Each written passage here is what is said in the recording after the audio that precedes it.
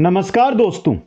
हम देख रहे थे राजस्थान का भूगोल, आरबीएससी हो या एनसीईआरटी हो, दोनों का संपूर्ण निचोड़। उसके साथ चाहे आप किसी भी भर्ती की तैयारी कर रहे हैं, राजस्थान भूगोल के नोट्स आप पहले से तैयार कर लें। इनको तैयार राजस्थान भूगोल अगर आपने कर लिया तो कोई सा भी एग्जाम हो उसके समय आपको पढ़ना नहीं पड़ेगा दोस्तों। इसी को लेकर क्लास नंबर 3 में आज हमारा जो टॉपिक रहेगा वो रहेगा राजस्थान के भौतिक प्रदेश दोस्तों। भौतिक प्रदेश सबसे बड़ा टॉपिक, अगर हम भूगोल की बात करते हैं सबसे बड़ा टॉपिक आता है और कोई सा भी एग्जाम हो 2 क्वेश्चन भौतिक प्रदेश से हर बार पूछे जाते हैं दोस्तों। भाग नंबर 1 में आज हम देखेंगे अरावली पर्वतीय प्रदेश दोस्तों। मैं आपको जानकारी देना चाहता हूं, ना मैं लाइक और शेयर का बोल रहा हूं भी।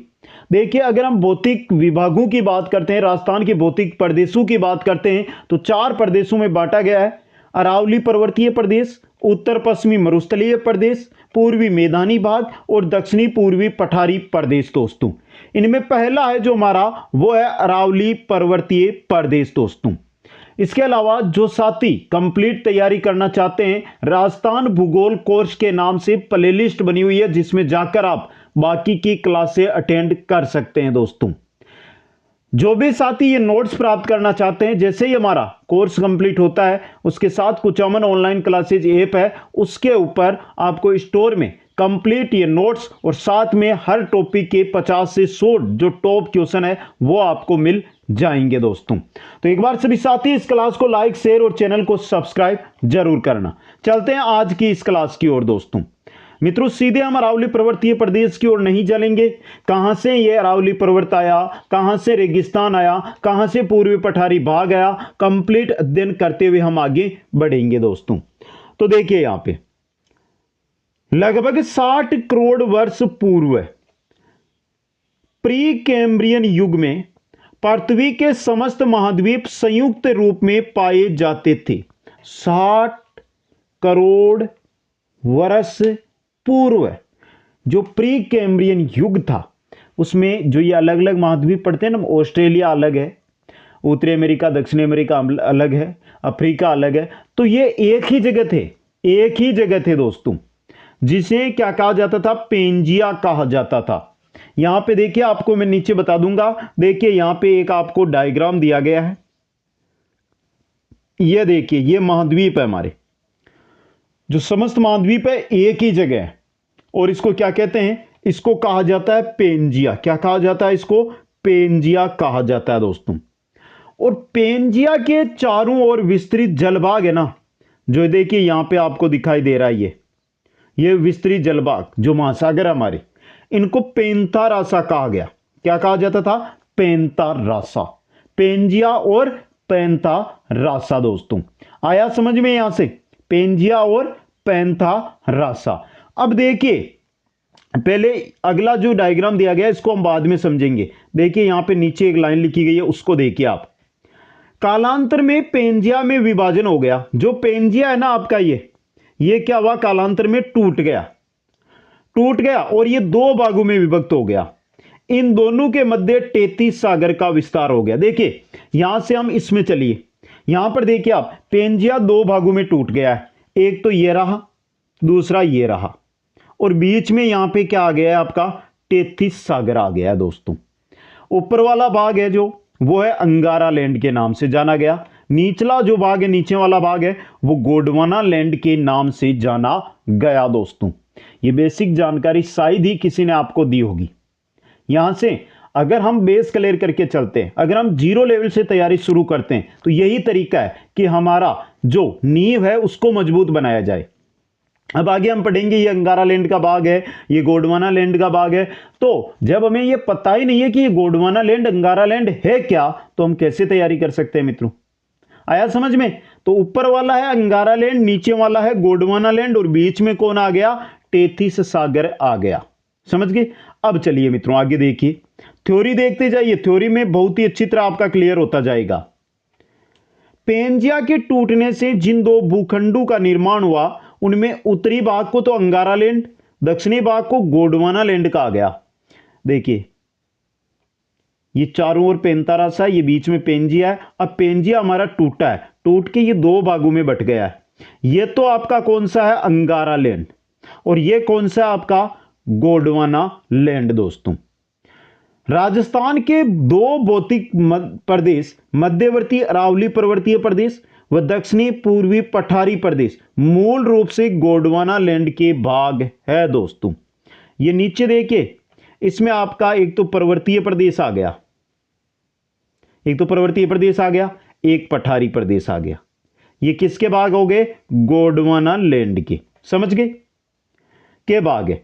उत्तरी पश्चिमी मरुस्थलीय प्रदेश और पूर्वी मैदान 33 सागर के भाग। जो बीच में ये 33 सागर है ना, यहां पर आपका जो मरुस्थलीय प्रदेश है और जो पूर्वी मैदानी प्रदेश है, ये आगे 33 सागर की जगह। तो बेसिक क्लियर हुआ ना आपका? यहां से समझ गए मित्रों? यह है दोस्तों। अब चलिए यहां पर देखते हैं। राजस्थान को 4 भौतिक प्रदेशों में बांटा गया। मध्यवर्ती अरावली पर्वतीय प्रदेश, उत्तरी पश्चिमी मरुस्थलीय प्रदेश, दक्षिणी पूर्वी पठारी प्रदेश और पूर्वी मैदानी प्रदेश दोस्तों। एक बार मैं डायग्राम के द्वारा आपको समझाने का यहां पे प्रयास करूंगा, जिससे आपका अच्छी तरह से तैयारी हो। देखिए मित्रों, आराम से देखना आप। यह है आपका मरुस्थल। मैं देखिए यहां पे पूरा तो नहीं लिख पाऊंगा। यह है मरुस्थल। समझ गए? यहां पे यह है ना, ये चीज, ये क्या आपका? यह है अरावली पर्वत। समझ गए? जिसको मैं इस प्रकार डैश से दर्शा देता हूं, जिसे आपको पता चलता रहे। मरुस्थल को भी 2 भागों में बांटा गया, वो मैं आपको बता दूंगा। इसके अलावा देखिए, यह भाग है ना, यह भाग, जिसको मैं गहरा रेड कर देता हूं, जिससे आप आसानी से समझ लें। यह किसका भाग है? जिसको हम दक्षिणी पूर्वी पठार बोलते हैं या हाड़ौती का पठार बोलते हैं, तो इसको हम पठार लिख सकते हैं। और यह हो गया पूर्वी मैदान। ये 4 भाग है दोस्तों। अब देखिए, मरुस्थल है, 4 भाग आपके सामने आ गया। यहां पे मरुस्थल है, एक तो शुष्क मरुस्थलीय प्रदेश पढ़ते हैं, एक अर्ध शुष्क मरुस्थलीय प्रदेश पढ़ते हैं। तो यहां पे एक रेखा खींच दीजिए। यह मैंने रेखा यहां पर खींच दी। यह तो है शुष्क और यह है अर्ध शुष्क मरुस्थलीय प्रदेश दोस्तों। आया समझ में? आज हमें जिसके बारे में पढ़ना है वो कौन सी चीज है दोस्तों? आज जिसके बारे में हमें पढ़ना है वो है बस ये चीज, इसके बारे में, इसके बारे में। और यह है हमारा अरावली पर्वतीय प्रदेश दोस्तों, जो मध्य के अंदर है। और इसी के बारे में आज संपूर्ण चर्चा है जो हम करने वाले हैं दोस्तों। तो चलिए मित्रों, देखते हैं मध्यवर्ती अरावली पर्वतीय प्रदेश। पहली बात, क्वेश्चन आपका ये रहेगा कि सर क्वेश्चन कैसे पूछे जाएंगे। बहुत सारे साथी है जो पहली बार तैयारी की ओर आ रहे हैं, पहली बार तैयारी कर रहे हैं राजस्थान जीके की, तो जिस प्रकार के क्वेश्चन बनकर आएंगे ना, वो मैं साथ में बताता जाऊंगा, आप देखते रहिए। और बाकी जैसे ही हमारा ये टॉपिक भौतिक प्रदेश होंगे, तो उसके बाद क्वेश्चन लेकर आ जाऊंगा मैं 100 के आसपास, उनसे आपको पता भी चल जाएगा। देखिए, मध्यवर्ती अरावली पर्वतीय प्रदेश। अरावली का शाब्दिक अर्थ होता है चोटियों की पंक्ति। अरावली का शाब्दिक अर्थ क्या होता है? चोटियों की पंक्ति दोस्तों। समझ गए? अरावली पर्वत राजस्थान के कुल क्षेत्रफल के लगभग 9% भाग पर विस्तृत है, जहां राजस्थान की लगभग 10% जनसंख्या निवास करती है। कुछ आया समझ में? आप राजस्थान का जो क्षेत्रफल है ना, उसके 9% पर तो अरावली है। राजस्थान की जो जनसंख्या है उसकी 10% जनसंख्या अरावली पर्वतीय प्रदेश में निवास करती है दोस्तों। आया समझ में?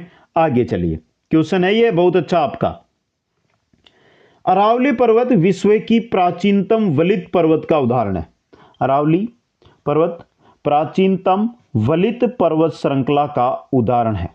समझ गए? जिसका निर्माण प्री कैम्ब्रियन युग या धारवाड़ काल में हुआ था। यह सीधा क्वेश्चन बन सकता है कि अरावली का निर्माण कब हुआ? प्री कैम्ब्रियन युग या धारवाड़ काल के अंदर इसका निर्माण हुआ। यह वर्तमान में अवशिष्ट पर्वत के रूप में पाया जाता है। अवशिष्ट पर्वत के रूप में है भी वर्तमान के अंदर दोस्तों, जिसकी औसत ऊंचाई है 930 मीटर। यह क्वेश्चन बन सकता है कि अरावली की औसत ऊंचाई कितनी है? 930 मीटर है दोस्तों।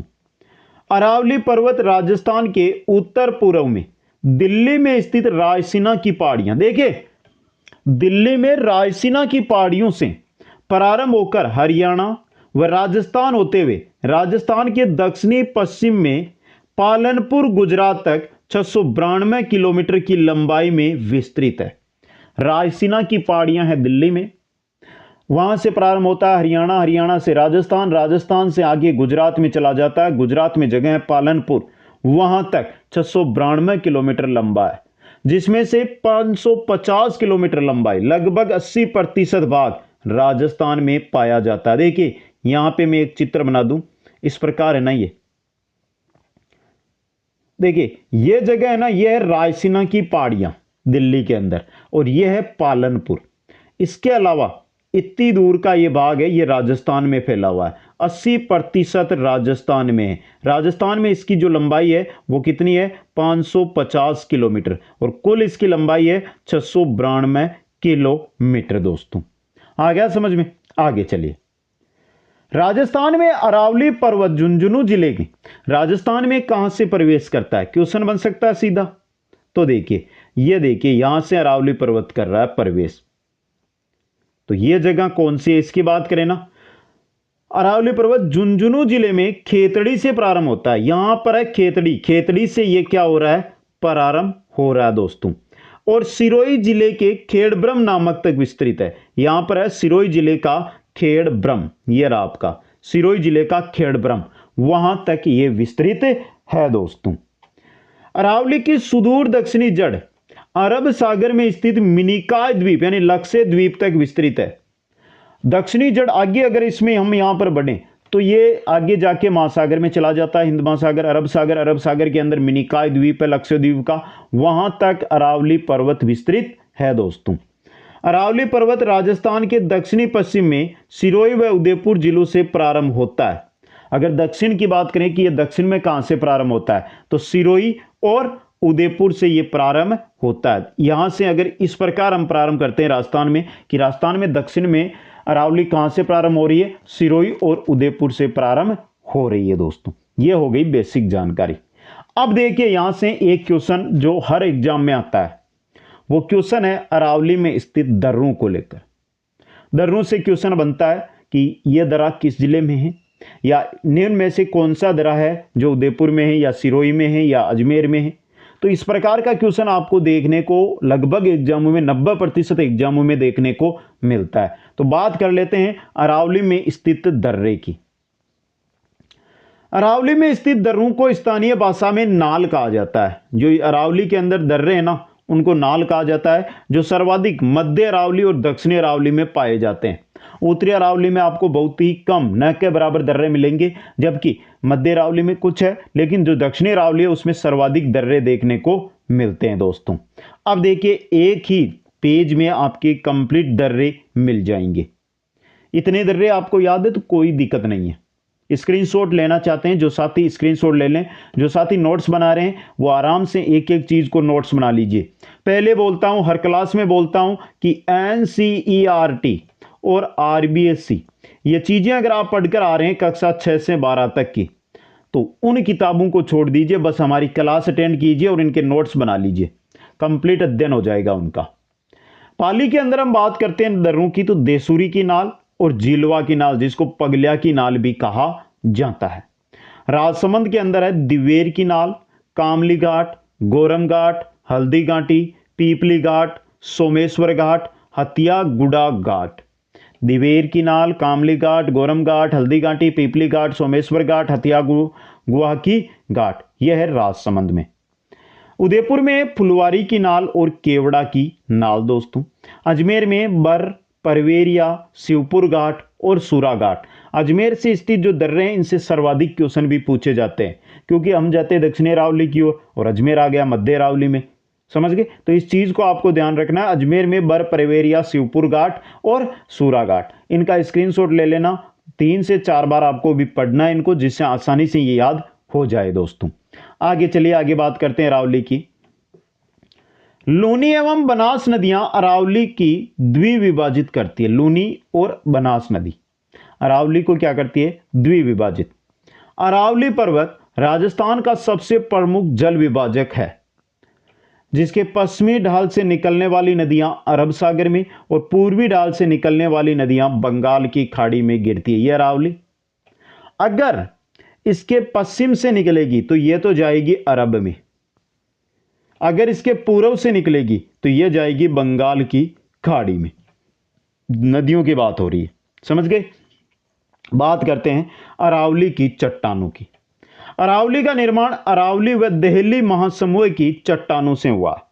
अरावली और देहली क्रम की जो चट्टानें हैं उसका उनसे निर्माण हुआ है। अरावली महासमुह की अधिकांश चट्टानें क्वार्टरजाइट व फाइलाइट तथा देहली महासमुह की चट्टानें क्वार्टरजाइट व शिष्ट प्रकार की है। जो अरावली महासमुह की चट्टानें है ना, वो एक तो है क्वार्टरजाइट और दूसरा है फाइलाइट, समझ गए, इस प्रकार की। जबकि जो देहली महासमुह है ना, इसकी चट्टानें क्वार्टरजाइट और शिष्ट प्रकार की है। दोस्तों इंपॉर्टेंट क्वेश्चन आपके लिए बन सकता है, यहां से इंपॉर्टेंट क्वेश्चन स्टार लगा के नोट कर लेना अपनी नोटबुक के अंदर। और चाहे आप किसी भी भर्ती की तैयारी कर रहे हैं, चाहे एलडीसी की कर रहे हैं, चाहे राजस्थान पुलिस की तैयारी कर रहे हैं, चाहे रेट की, चाहे फर्स्ट ग्रेड, चाहे आरएस, इसके अलावा जो भी भर्ती होती है, पटवार, ग्राम सेवक, कोई सी भी भर्ती की आप तैयारी कर रहे हैं अगर, तो मानकर चलिए ऐसे नोट्स है जो सब में काम आएंगे। किसी भी भर्ती की तैयारी कर सकते हैं इनके द्वारा आप। आगे चलते हैं दोस्तों। आगे एक नाम आ रहा है आपको, great boundary fault, GBF, great boundary fault. बहुत ही अच्छी चीज आई है आपके लिए। ग्रेट बाउंड्री फॉल्ट क्या चीज है?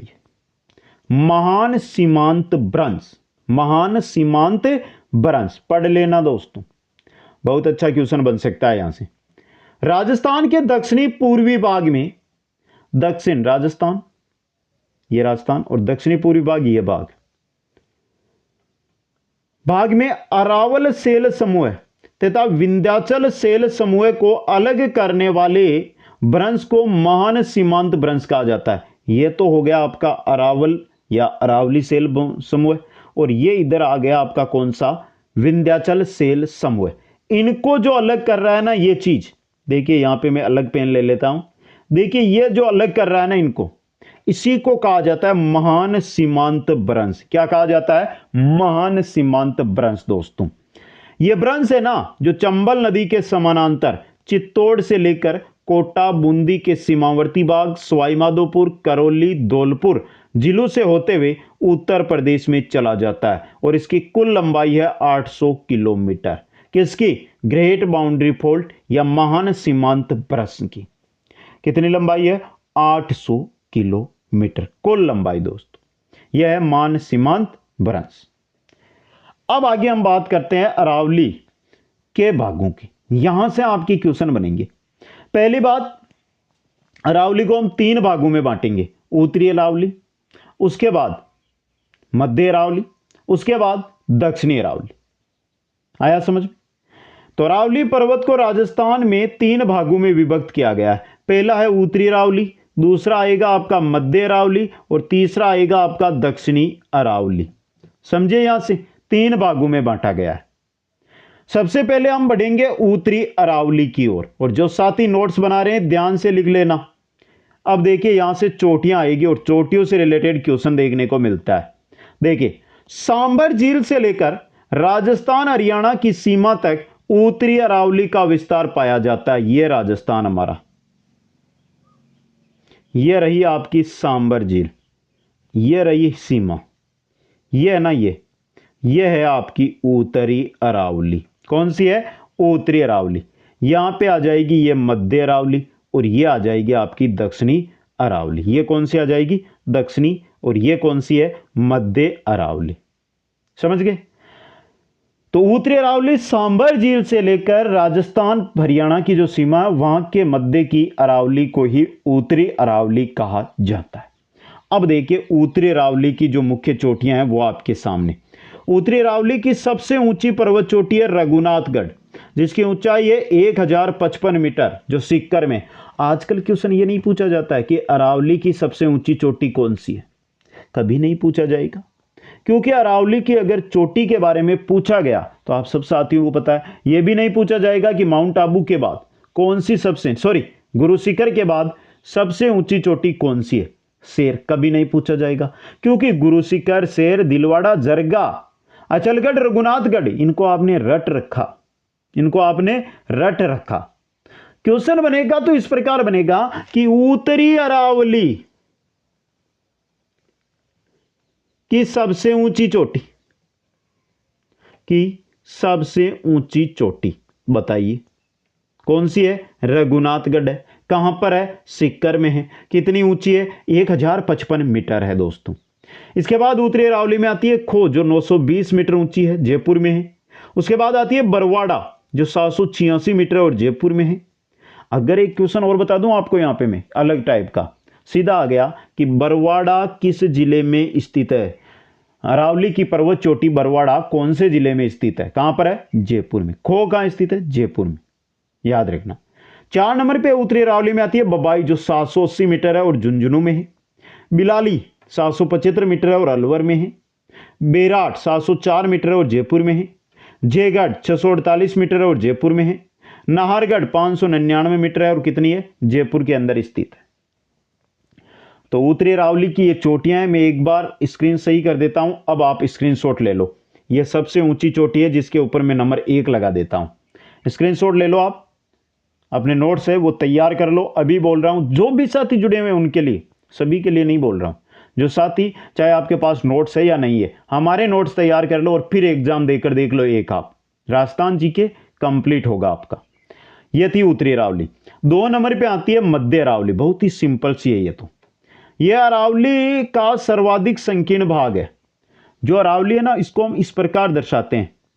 तो ये जो बीच वाला भाग है ना, संकीर्ण भाग, यही है मध्य अरावली, जिसका विस्तार मुख्यतया अजमेर जिले में पाया जाता है। यह अजमेर जिला और यहीं पर है मध्य अरावली। इसकी सबसे ऊंची पर्वत चोटी है तारागढ़ 873 मीटर, अजमेर में है, जिसको बीठड़ी की पहाड़ी भी कहा जाता है। बीठड़ी की पहाड़ी, तारागढ़ 873 मीटर दोस्तों। दूसरी आती है नागपाड़, लूनी नदी वाला नागपाड़ जो 795 मीटर है। यह भी अजमेर में और लूनी नदी यहीं से निकलती है दोस्तों।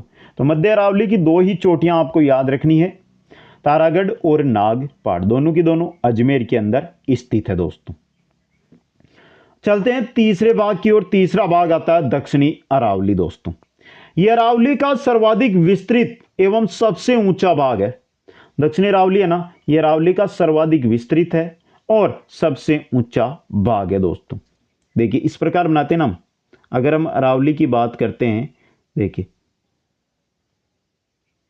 इस प्रकार, तो देखिए यहां पे सर्वाधिक विस्तृत हो रहा है। ये यहां पे देखिए सर्वाधिक विस्तृत हो रहा है ना, सर्वाधिक ऊंचा भाग भी यही है, सर्वाधिक ऊंचा भाग भी यही है दोस्तों। इसमें अरावली की कई प्रमुख चोटियां स्थित है, समझ गए। अब सबसे पहले जो राजस्थान की सबसे ऊंची चोटी है वो दक्षिणी अरावली में आती है। नाम है उसका गुरु शिखर जो 1722 मीटर ऊंची है। बहुत जगह आपको 1727 मिलता है ना। 1727 क्यों है ऊंची, कारण जानिए। देखिए यहां पे मैं बता दूं, यह आ गई आपकी पर्वत चोटी जिसकी ऊंचाई हो गई 1722। इसके ऊपर माता का मंदिर है 5 मीटर का, 5 मीटर का। किस माता का है दोस्तों? गुरु शिखर आप गए हैं घूमने, तो बताइए ये किस माता का मंदिर है? किस माता का मंदिर आपको कमेंट करके बताना है। जबकि अभी हमने क्लास संस्कृति शुरू नहीं की, लेकिन आप कमेंट करके बता दीजिए, क्योंकि कमेंट नींद से जगाने के लिए आवश्यक है दोस्तों। तो कमेंट करिए दोस्तों। 1722 मीटर है और माउंट आबू सिरोही में स्थित है। राजस्थान की सबसे ऊंची पर्वत चोटी है ये।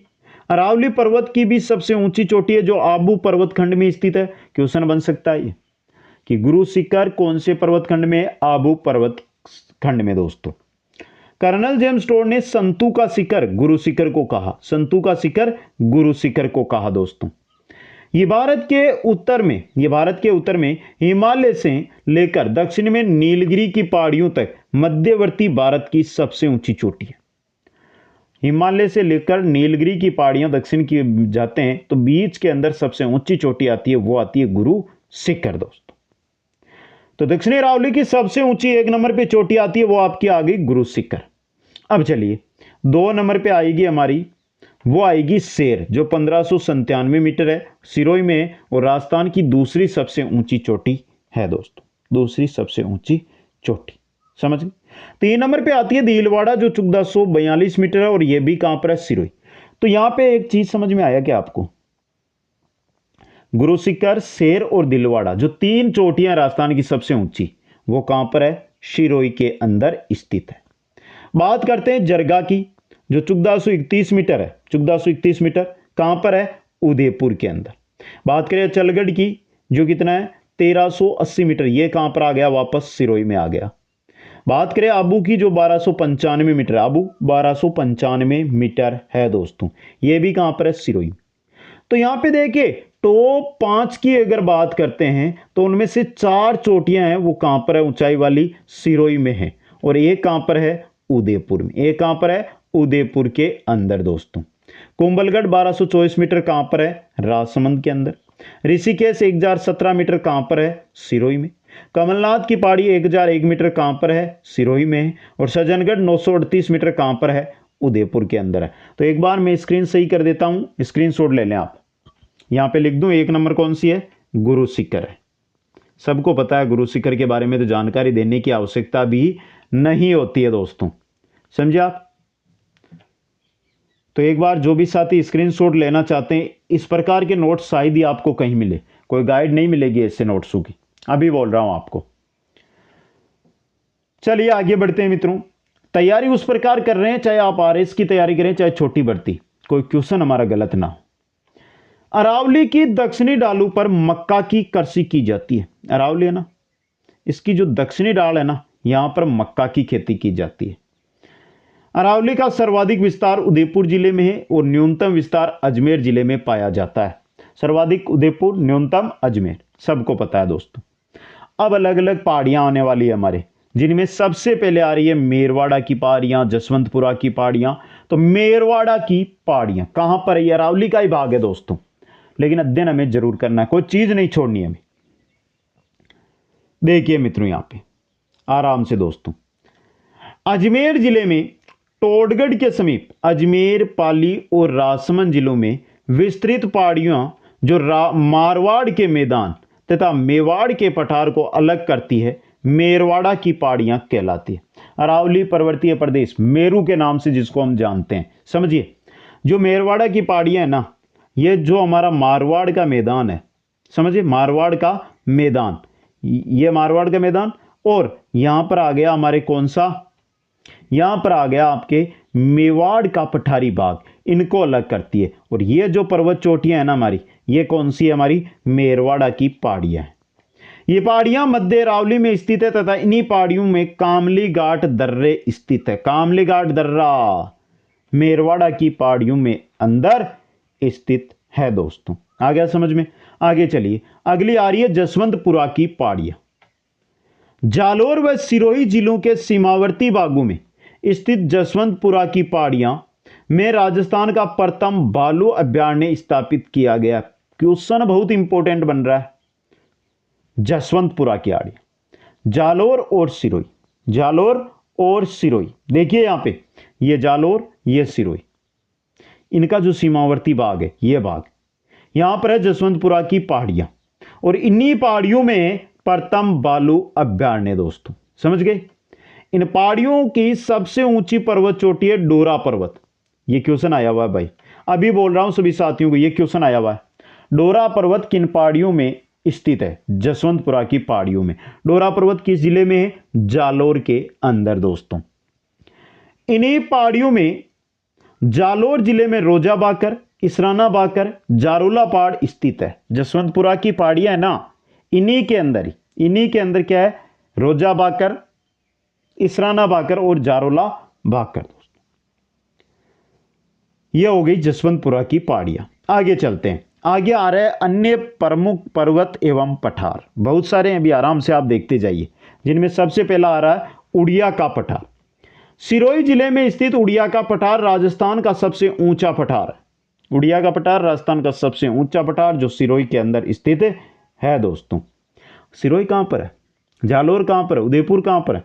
नहीं पता ना, तो जो हमारी जियोग्राफी की पहली क्लास है ना, उसमें बताया मैंने, संभाग के अनुसार जिले, कौन सा जिला कहां पर है, कौन से संभाग में, याद रखने की ट्रिक।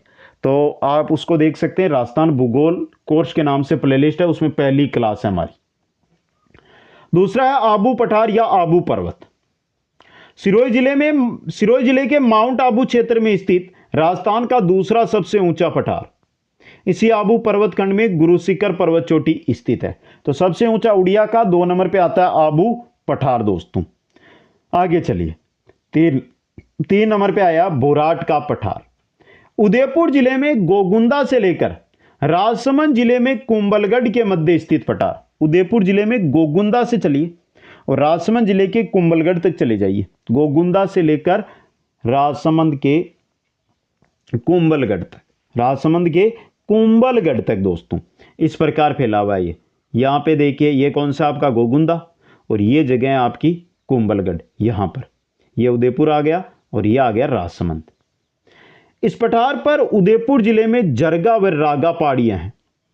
बोराट का पठार है ना, उस पर उदयपुर के अंदर यहां पर जरगा व रागा पहाड़ियां स्थित है, जो सदा हरा भरा रहने के कारण देश हरो कहलाता है। बहुत इंपॉर्टेंट क्वेश्चन बन सकता है एग्जाम।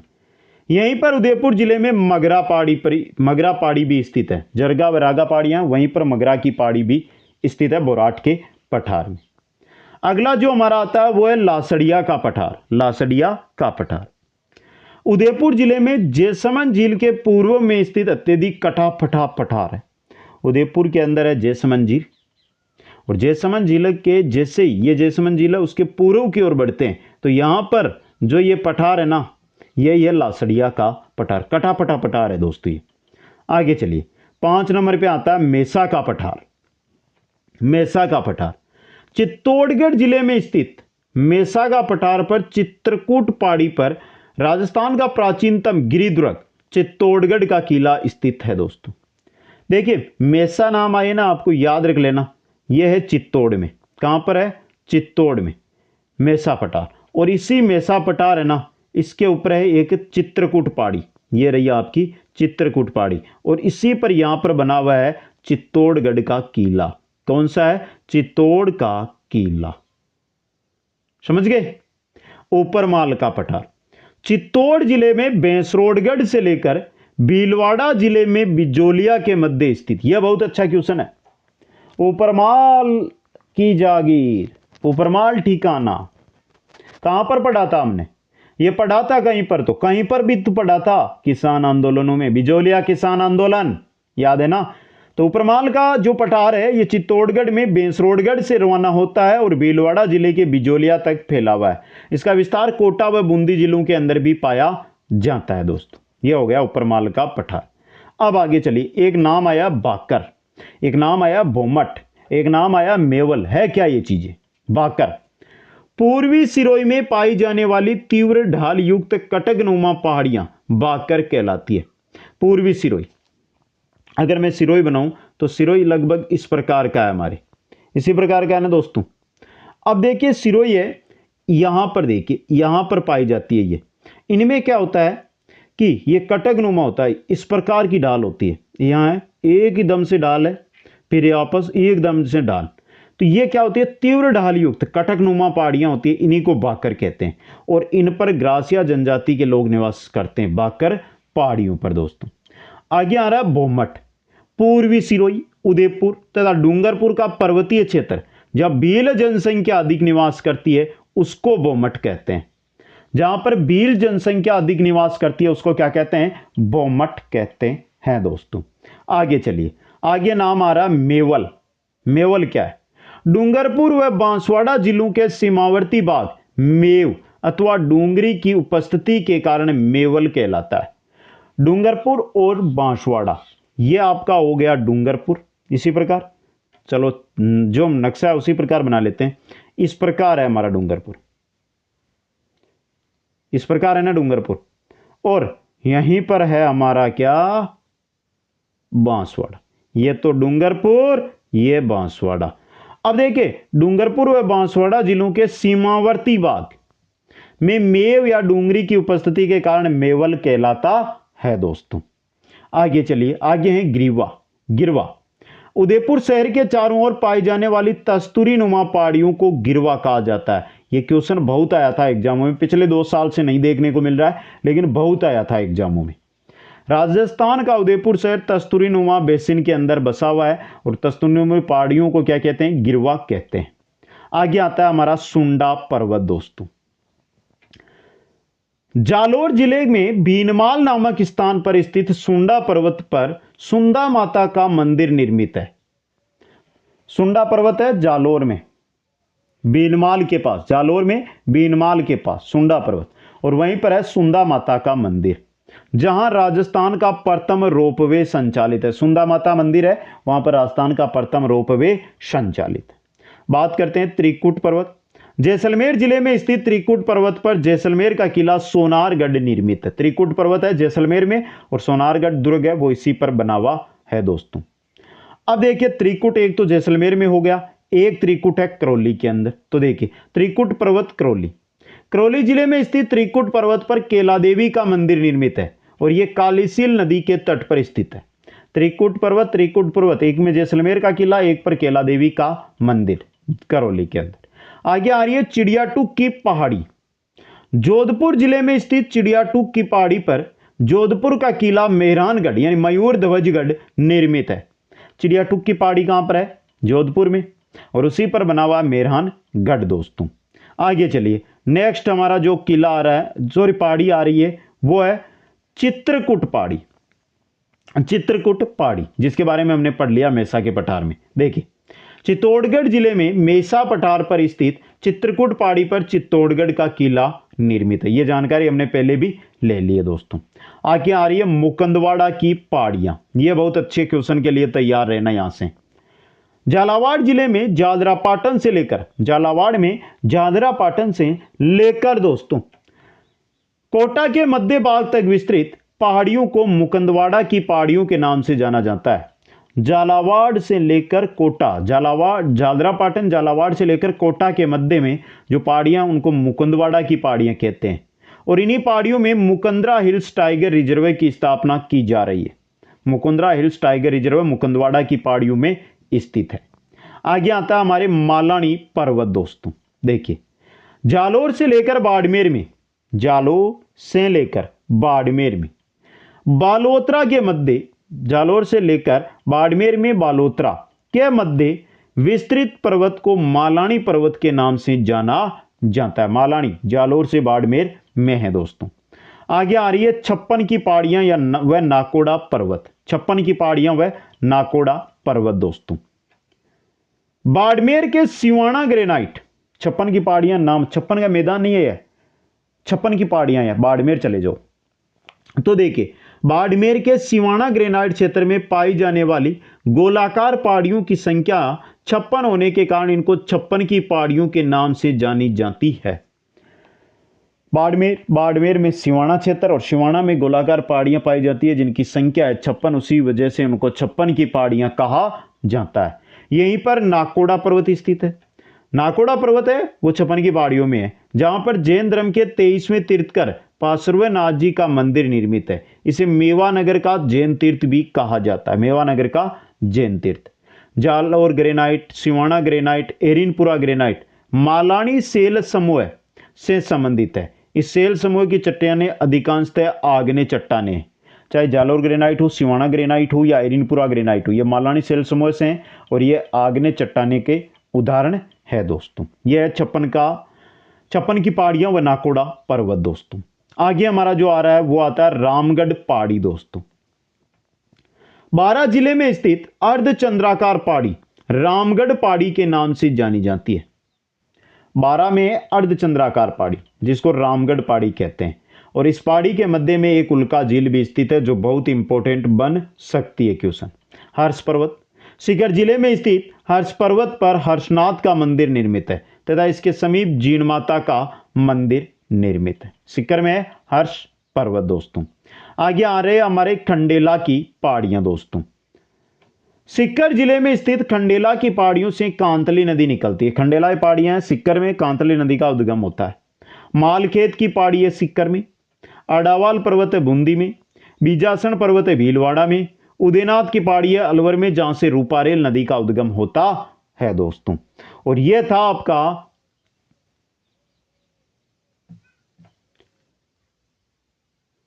अरावली पर्वतीय प्रदेश दोस्तों। तो भौतिक प्रदेश, भौतिक स्वरूप राजस्थान का और पहली क्लास आपको कैसी लगी? एक बार में शायद ही आपको अच्छी लगी होगी, मैं बोलता हूं, लेकिन अगर आपने नोट्स बना लिए और उनको आपने पढ़ा ना तो फिर मैं कसम कैसे कहता हूं कि आप बोलेंगे कि ऐसी क्लास हमने कहीं पर अटेंड नहीं की दोस्तों। मेरा काम है वो इतना है कि आपके साथ ये तैयारी करवाना, आपको है लाइक करना, शेयर करना, अपने नोट्स बनाना। बाकी नोट्स में आपको ऐप पर उपलब्ध कराऊंगा। कुचामन ऑनलाइन क्लासेज ऐप के स्टोर में ये नोट्स मिल जाएंगे आपको, वहां से आप इनको आराम से लिख सकते हैं, आराम से बना सकते हैं, आराम से प्रिंट ले सकते हैं। दोस्तों आप सभी साथियों को बहुत बहुत धन्यवाद। एक बार सभी साथी इस क्लास को लाइक, शेयर और चैनल को सब्सक्राइब जरूर करना। जय हिंद, जय भारत।